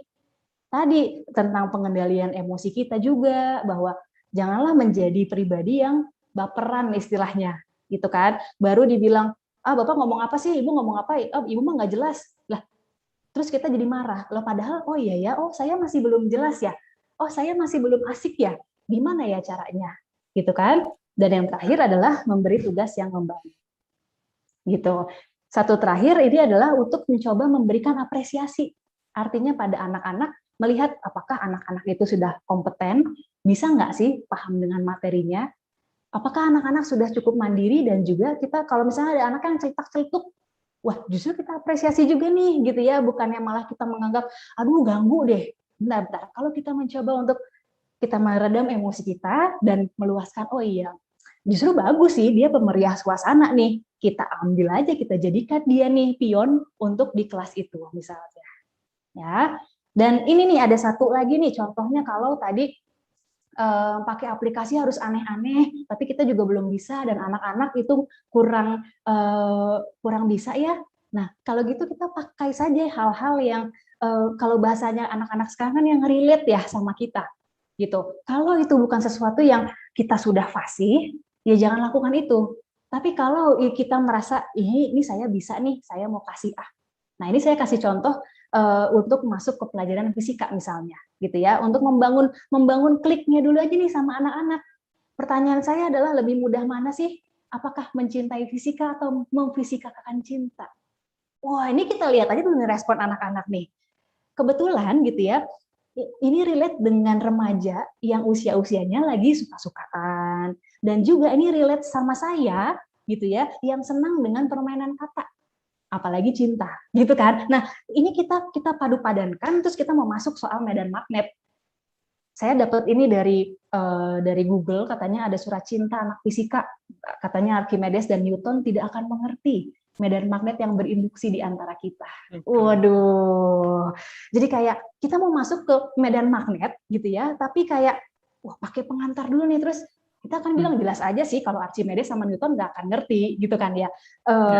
Karena yang ngerti ini adalah Hans Christian. Waduh, ini thank you untuk Wikipedia gitu ya, karena saya juga dulu lupa sebenarnya sama poin-poin ini. Cuman kalau kita bisa bilang bahwa kalau Archimedes bikin surat cinta sih dia akan bilang walaupun cintaku tak terukur gitu ya, tapi volume cintaku bisa kau lihat betapa meluapnya, misalnya gitu. Mantap. Atau kalau Newton yang kemudian bilang, ini kita suka sama suka nih ceritanya ya, tapi kita nggak ada yang ngomong.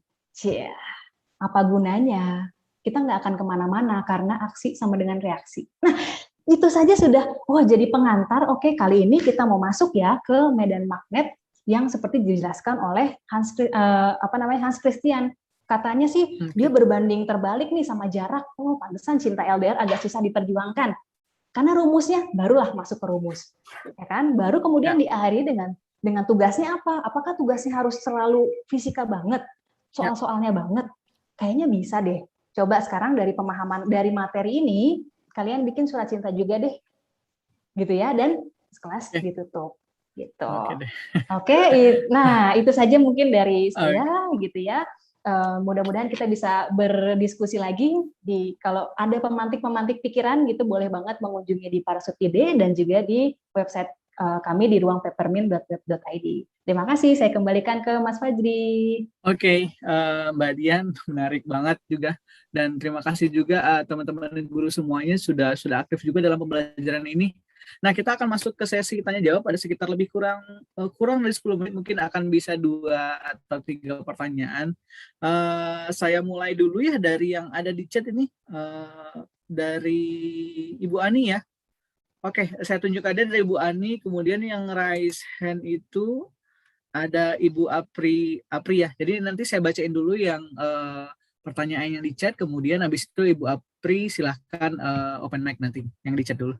Oke, yang pertama dari Ibu Ani, materi-materi yang disampaikan sangat menarik dan itu bagus untuk membuka wawasan kita selaku guru. Tapi, nah ini tapinya ini, terkadang kita selalu memberikan apresiasi-apresiasi lainnya, tapi tidak ada feedback dari siswa itu sendiri. Padahal kita sudah berusaha benar untuk meningkatkan motivasi belajar. Nah, bagaimana solusi yang paling ampuh untuk membangkitkan semangat itu karena anak-anak SLT itu sudah punya masalah pribadi. Ini untuk anak SLTA ya, terima kasih. Mungkin boleh dari Mas Rizky dan Mbak Dian kali ya, silahkan. Siapa dulu nih? Boleh saya Mbak Dian ya? Oke. Siap. Berkaitan dengan misalnya nih kita sudah memberikan feedback kepada murid-muridnya. Mungkin hal pertama yang perlu kita garis bawahi adalah feedback itu sendiri, teman-teman. Ini juga saya dulu sebagai seorang guru ketika ngasih feedback itu tuh selalu dengan angka. Nilai 80, nilai 90. Tugasmu keren, Nak. Tugasmu bagus gitu. Nah, selalu kayak gitu. Padahal beberapa buku yang berkaitan dengan feedback yang bagus ya teman-teman sendiri. Satu, mengingatkan kembali tentang tujuan yang ingin dicapai itu kemana gitu. Jadi teman-teman itu, apakah feedbacknya sudah kayak gitu atau belum? Apakah sudah mengingatkan siswa bahwa tujuan kita itu sampai sini teman-teman, anak-anak semuanya. Tapi kamu ke sini. Gitu. Jadi diingatkan kemudian apa yang akan kamu lakukan setelah ini. Nah, itu. Jadi teman-teman hal yang pertama perlu kita garis bawahi adalah feedback yang kita buat, apakah yang kita berikan ke anak apakah sudah sesuai atau jangan-jangan hanya sekedar nilai angka. Nah, kalau kayak gitu, anak-anak juga akan kayak gitu. Wong guru hanya ngasih nilai sama angka aja kok. Kalau udah terbiasa ya anak-anak juga akan kayak gitu terus. Nah, mungkin bisa mulai ketika melakukan sesuatu di kelas, gunakan asesmen formatif, teman-teman. Ya, ini selama ini yang selalu kita gunakan tuh selalu asesmen sumatif. Ngasih tugas untuk penilaian akhir, ngasih kuis untuk penilaian akhir juga. Gunakan asesmen formatif untuk apa? Untuk mengetahui ya ketercapaian kompetensi siswa itu sampai mana, apa yang perlu kira-kira kita bantu. Kalau itu sering dilakukan teman-teman semuanya, jadi siswa-siswa tuh kalau mendapatkan sebuah kesalahan dan lain sebagainya akan secara otomatis refleksi sendiri. Dia akan ngerasa apa yang kira-kira aku bisa lakukan. Nah itu silakan teman-teman biasakan memberikan asesmen formatif setiap pembelajaran, kurangi asesmen sumatifnya, kemudian sering memberikan feedback yang sesuai, bukan sekedar nilai, bukan sekedar nilai A, B, C, keren, bagus, hebat kayak gitu. Jadi seperti itu sih dari aku, Mas. Terima kasih Mas Rizky. Mbak Dian mau menambahkan boleh singkat Mbak?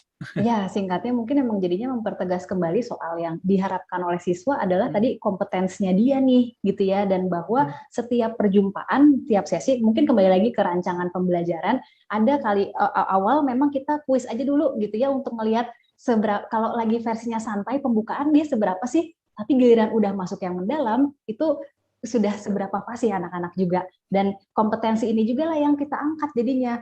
Apa pengetahuan apa yang didapat gitu ya, bukan tadi bukan hanya pujian tapi apresiasi. Nah, ini makna apresiasi memang lebih dalam, jadi mau nggak mau kita perlu melihat kekhasan anak ini apa sih gitu ya, apakah memang mampu berpikir analisisnya atau baru ada anak yang baru bisa rumus-rumusnya nih. Ya nggak apa-apa, dua hal itu kan walaupun capaiannya juga yang kalau cuma ngitung doang mah kurang nih, ya nggak apa-apa deh, tapi kan tetap dia sudah bisa menghitung, dan sementara yang sudah paham konsepnya, kemudian kita bisa berikan apresiasi dalam bentuk, kalau gitu next kamu yang presentasi, kamu yang jelaskan, gitu. Berikan kesempatan itu. Terima kasih. Oke, terima kasih Mbak Dian, Mas Rizky. Ibu Ani semoga menjawab ya. Kalau kurang menjawab nanti bisa langsung kontak Mas Rizky sama Mbak Dian di IG kali ya. Atau nanti bisa cari sumber lain. Nah, ini pertanyaan banyak banget Bapak Ibu semua, luar biasa. Ada 20-an kayaknya pertanyaan di chat. Sayangnya waktu kita sangat-sangat terbatas. Mungkin karena saya udah janjiin ke Ibu Apri. Jadi ini adalah pertanyaan terakhir dari Ibu Apri. Boleh disampaikan dengan singkat. Silakan Ibu Aprilita Tanjung. Ya. Di unmute dulu ya Bu. Oke. Sudah terdengar? Sudah Ibu. Ya. Ini mungkin sedikit curhat juga ya Mbak untuk Mbak Dina dan Bapak Rizky. Guru di sini langsung saja ya Mbak ya. Guru di sini itu kan bukan dari di sekolah aja. Semenjak pandemi saya merasa jadi guru yang sebenarnya. Karena anak-anak saya daring, kebetulan anak saya paling besar itu TK dan ini mau masuk SD. Kendala saya seperti ini yang saya rasakan ya Mbak Dina, Mas Rizky. Selama pembelajaran daring ini, anak saya mulai tidak bisa enjoy. Dan sekarang bahkan udah mulai pemantapan masuk SD, ini dia malah mogok, nggak mau sekolah, nggak mau bersekolah. Dikarenakan dia merasa bosan dan merasa jenuh gitu. Harus di depan laptop. Kadang saya harus teriak-teriak sama anak saya, ayo maksa-maksa gitu buat ayo sekolah. Nah, sedangkan dari mungkin tidak semua guru ya, tapi ini pengalaman saya. Sedangkan dari pihak sekolah, dari pihak guru itu ya udah seperti lepas aja, ya udahlah terserah deh, mau belajar terserah, nggak terserah, tidak bisa memberikan motivasi baik untuk orang tua maupun untuk anak-anak saya. Nah, jadi saya mau nggak mau harus ini nih mempacking cara belajar anak saya agar anak saya tuh mau ini lagi. Nah, ini yang jadi kendala saya. Bagaimana ya Mas Rizky, Mbak Dian, agar anak ini bisa tetap ini nih mau mengejar yang udah ketinggalan-ketinggalan ini. Untuk persiapan masuk SD ya terutama ini dia udah moodnya tuh tercipta kembali gitu. Soalnya saya sudah berbagai cara sudah saya lakukan mulai dari games ini anaknya udah mulai ini. Aduh enggak ini gitu. Saya jadi mulai ini nih ragu nih mau terus ini atau kita mengulang atau kamu mau masuk SD nih Nak atau kita ngulang aja karena memang banyak yang tertinggal saat itu. Ya, mungkin sekian dari saya Mbak Dina. Iya, Ibu Apri dari mana Ibu? Saya dari Semarang. Tetangga ya. Oke, siap. Tetanggaan sama Bu Rizky. Oke, terima kasih Ibu Apri pertanyaannya. Ya. Mungkin boleh langsung dijawab boleh Mbak Dian dulu atau Mas Rizky dulu, silahkan. Mbak Dian mungkin gantian. Oke, ya. Terima kasih Bu Aprilita untuk pertanyaannya tentang kesiapan anak nih nanti ya ke kematangan sekolah. Ntar lagi gimana nih gitu kan, apalagi belajar juga udah motivasinya turun gitu, ngelihat laptop udah capek. Nah, sebenarnya memang benar Bu, kalau kita pakai etika untuk pengajaran online kan, kalau terutama untuk anak-anak usia dini, memang 30 menit sehari itu udah paling cukup tuh, gitu kan. Sehingga itu tadi langkah Ibu sungguh bijaksana sebenarnya untuk ya udah saya akan take over, saya ambil alih, saya packing nih gitu ya satu paket pembelajaran yang kemudian pas untuk anak saya. Nah, goals-nya adalah mungkin lebih ke kesiapan atau kematangan sekolahnya nanti, Bu.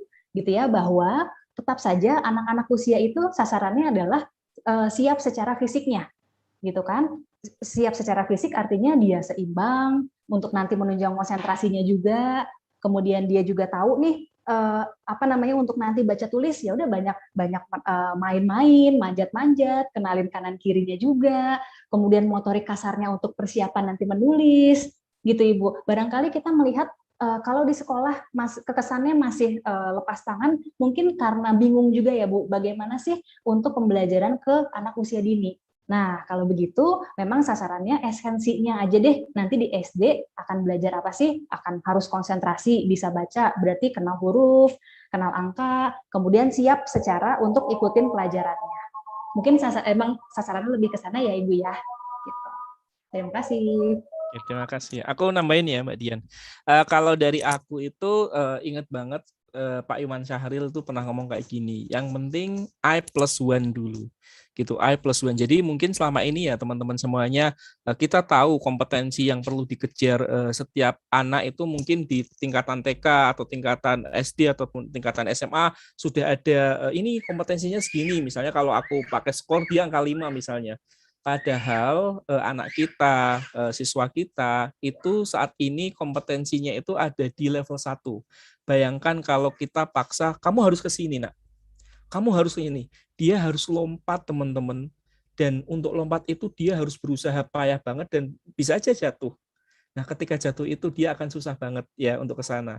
Nah itu teman-teman, selama ini kita nggak pernah tahu kompetensi awal murid kita, anak kita itu kayak apa. Jadi hal yang pertama mungkin harus kita lakukan adalah kita harus tahu kompetensinya anak kita atau murid-murid kayak itu di mana teman-teman. Untuk apa? Untuk kita +1 dulu aja, nggak harus +4. Ya, kalau kata Mas Menteri, teaching on the right level, gitu. Pluskan 1 dulu, ya, biar dia merasakan pengalaman berhasilnya dulu, teman-teman. Itu Apri kalau misalnya anak itu mengalami pengalaman berhasil, belajar itu udah ketagihan. Itu jadi teman-teman juga, teman-teman guru, buatlah anak-anak mengalami pengalaman berhasil dalam belajar sehingga kedepannya akan lebih enak banget. Itu jadi alih-alih +4, +5, +3, +1 dulu kompetensi yang paling dekat dari dia, ya, biar dia merasakan pengalaman berhasil dulu. Itu sih dari aku, seperti itu. Terima kasih. Oke, terima kasih Mas Rizky, Mbak Dian. Bapak Ibu, saya melihat banyak pertanyaan ada dari pematang siantar dan saya merasa, waduh harusnya ini lebih lama ini. Cuman karena waktu kita membatasi, Bapak Ibu saya mohon maaf, pertanyaannya nggak bisa kita jawab hari ini, cuman Bapak Ibu bisa saling kontak mungkin kali ya di Instagram atau di media sosial lainnya yang Mbak Dian dan Mas Rizky. Oke Bapak Ibu, kayaknya ini adalah akhir dari materi kita. Kalau saya bisa simpulkan ada beberapa kata yang muncul dalam menunjukkan hubungan di dalam pendidikan. Satu, respect, mungkin kalau dari Mbak Dian, bagaimana guru itu dengan siswa saling menghargai satu sama lain. Kemudian bagaimana pendidikan itu harus terpersonalisasi gitu, sesuai dengan kebutuhan mereka masing-masing yang diawali dengan asesmen diagnostik dan Termute, Mas Fajri. Astagfirullahaladzim. sorry. Oke, Bapak Ibu dari awal ya tadi ya saya ngomong ke mute ya. Oke deh. Bapak Ibu semuanya mohon maaf banget nih, saya baca pertanyaan ini banyak banget, tidak bisa dijawab satu-satu. Nanti silahkan Bapak Ibu bisa komunikasi melalui media sosial dengan Mbak Dian dan Mas Rizky. Kalau boleh saya simpulkan, ada beberapa kata yang muncul dari diskusi kita kali ini dalam memanusiakan hubungan di sekolah. Yang pertama mungkin adalah tentang respect. Kalau kata Mbak Dian, bagaimana respect antara guru dengan siswa itu akan memunculkan hubungan yang lebih positif ke depannya. Kemudian bagaimana pendidikan itu terpersonalisasi, jadi memang sesuai dengan kebutuhan siswa tersebut, tentu dengan dilakukan oleh asesmen diagnosis di awal. Kemudian terakhir juga mungkin tentang kontekstual gitu. Jadi apapun yang kita berikan itu kalau bisa relate dengan kehidupan mereka, relate dengan situasi mereka hari ini. Apakah itu mereka PAUD, SD, SMP, SMA sampai SLTA. Oke. Bapak Ibu semuanya terima kasih. Jangan kemana-mana dulu karena habis ini ada informasi lagi gitu dan juga ada absen yang akan diberikan. Kayaknya ada yang nge-mute saya. Oke. Terima kasih Mbak Dian dan Mas Rizky. Bapak Ibu silahkan lihat di chat link Instagramnya. Kemudian terakhir saya mau izin share screen lagi. Ya, sebentar. Mau ada sedikit info. Oke.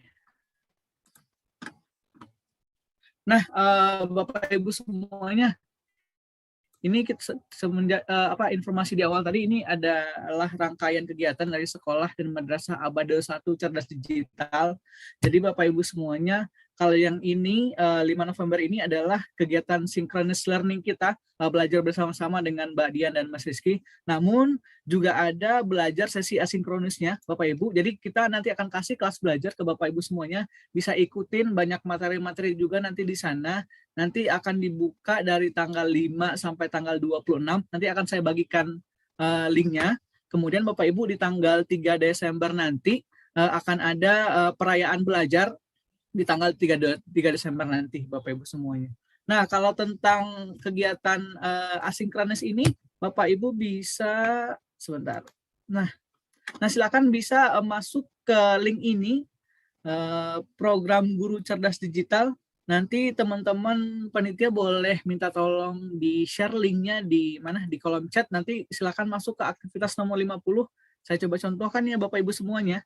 Nanti akan ada lomba nanti di sana yang ada hadiah menariknya juga. Jadi silakan Bapak Ibu masukkan linknya itu ke ini. Saya coba tutorial dari awal ya Bapak Ibu. Silakan di copy linknya. Kemudian silahkan dibuka. Sebentar, internet saya lagi. Oke, ini dia. Nah, saya coba dari awal ya. Mungkin Bapak Ibu banyak yang belum terdaftar atau masuk di program sekolahmu. Jadi saya coba keluar dulu. Nah, nanti di awal Bapak Ibu akan ketemu layar seperti ini. Jadi ada masuk sama daftar. Nah, nanti silakan Bapak Ibu kalau misalnya belum terdaftar di sekolahmu, silakan diklik daftar di sini nanti. Silakan dimasukkan atau bisa daftar dengan Google kalau lebih gampang gitu.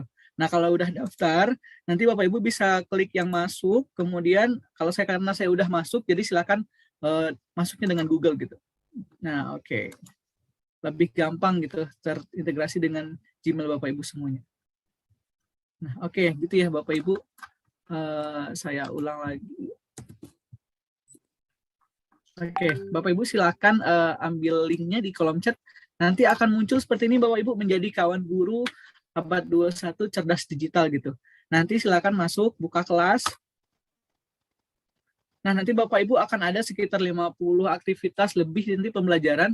Nanti mulai dari selamat datang, kemudian mengenal kompetensi literasi digital, dan lain-lain gitu. Bapak Ibu silakan belajar secara mandiri nantinya.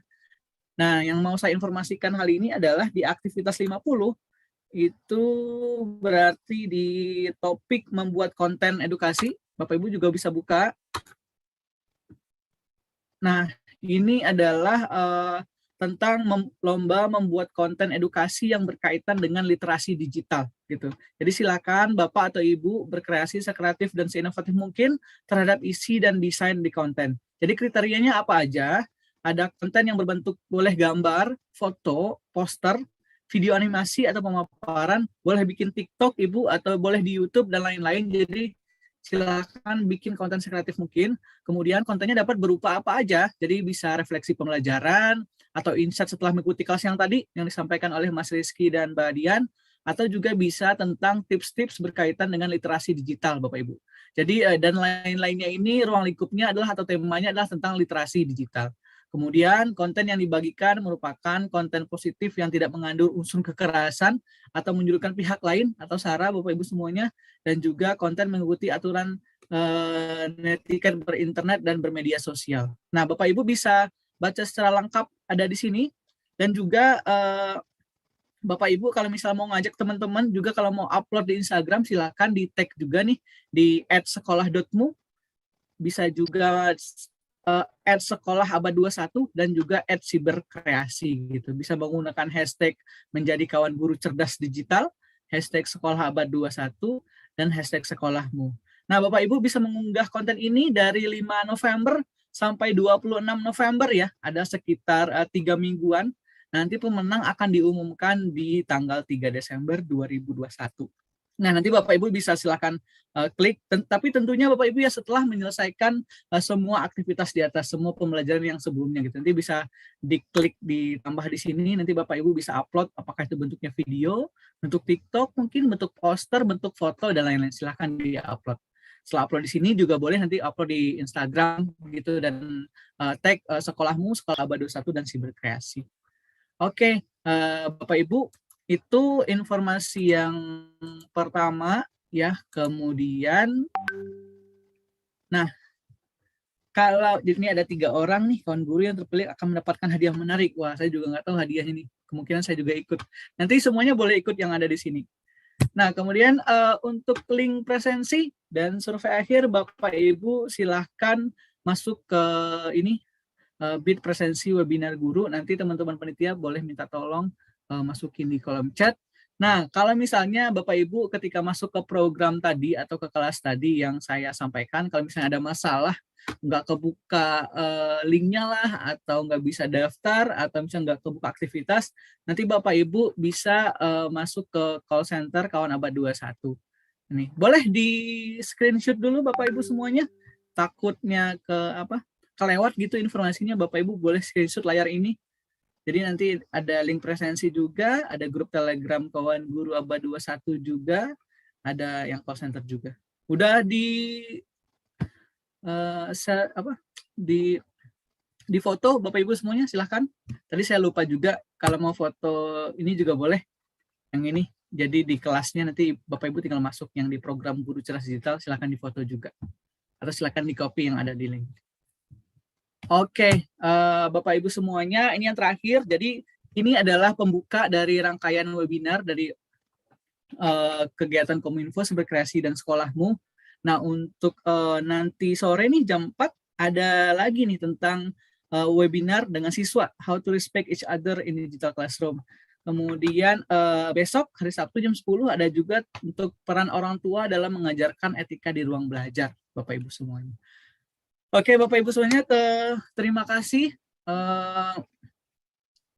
Sebentar saya share screen dulu. Stop share screen. Oke. Bapak Ibu semuanya, terima kasih untuk perhatiannya.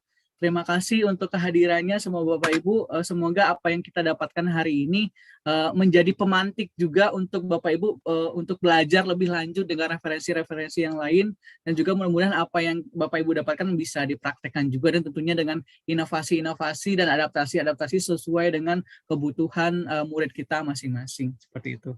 Nah, terakhir sebelum saya assalamualaikum, nanti rekaman ini bisa dilihat di YouTube Siberkreasi. Kalau Bapak Ibu mau belajar ulang, silahkan nanti di YouTube Siberkreasi. Oke, terima kasih Bapak Ibu semuanya. Semoga sehat selalu, semoga selalu semangat dalam mengajar kepada anak-anaknya. Kalau ada salah saya mohon maaf. Wassalamualaikum warahmatullahi wabarakatuh. Selamat sore Bapak Ibu semuanya. Terima kasih.